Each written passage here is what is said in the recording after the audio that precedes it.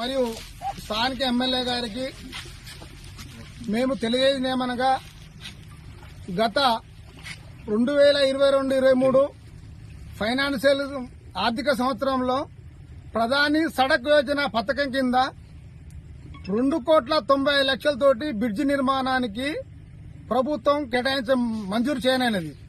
అట్టి మంజూరిని నేను చేస్తానని సృజన కన్స్ట్రక్షన్స్ ఎండీ గారు రామ్మోహన్ రావు దీన్ని టెండర్ వేయడం జరిగింది.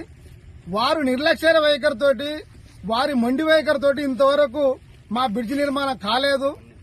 దానికి ఇబ్బందిగా మాకు అమ్మాపురం కంటపాలెం మధ్యన ఉన్న వాగును బ్రిడ్జి నిర్మాణం చేయకపోవడం ద్వారా మా పంట పొలాలకు దున్నుకోవడానికి కూలీలు తీసుకుపోయి నాటేసుకోవడానికి ఇబ్బంది కలుగుతుంది.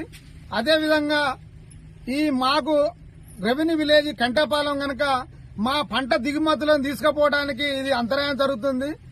దీని ప్రభావంతో మేము అమ్మాపురం ఐకేపీ సెంటర్లో వడ్లను అమ్ముతున్నాం. అమ్మేటప్పుడు వేరే పేరు పెట్టుకుని మేము అలా నిరీక్షణ చేయడం జరుగుతుంది. ప్రైవేట్కి అమ్ముకుంటున్నాం. దానివల్ల మేము నష్టపోతున్నాం. మేము చేసే దీని మీద వ్యవసాయం మీద ఆధారపడ్డాం. మా పంట దిగుబడిని మేము కంటపాలెం అమ్ముకోవాలి.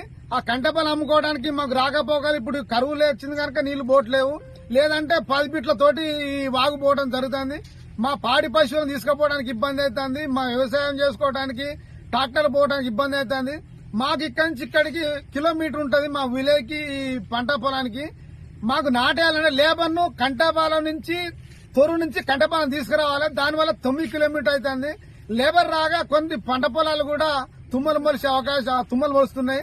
కనుక దయచేసి ఎమ్మెల్యే గారు ప్రభుత్వ అధికారులు స్పందించి ఈ బ్రిడ్జి నిర్మాణం చేపట్టాలి. ఇంకొక విషయం ఏంటంటే సృజన కన్స్ట్రక్షన్ వాళ్ళు టెండర్ వేశారు కానీ వాళ్ళు 100,000 కోట్ల చేస్తారట. మా చిన్నదాన్ని ఆయన నెగ్లెక్ట్ చేస్తాడు.